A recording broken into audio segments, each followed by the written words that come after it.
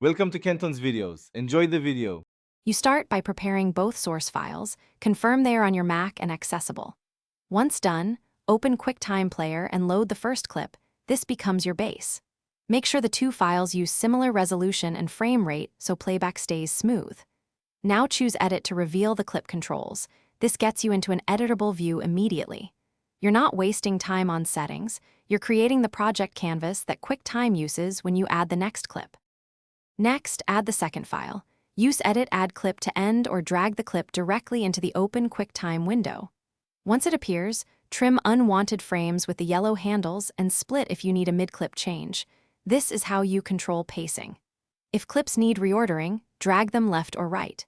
Make small audio trims to avoid pops.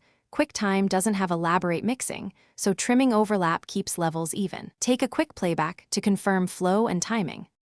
Finally, export your merged video. Choose File, Export as, then select the resolution you want, such as 1080p. Save with a new name so you keep originals. Once exported, play the new file to verify both video and audio are correct. If QuickTime fails to add a clip or you see stuttering, convert the problematic file to H.264 or MOV first. That fixes most compatibility issues. If audio is off, reopen the project, retrim the overlap, and export again.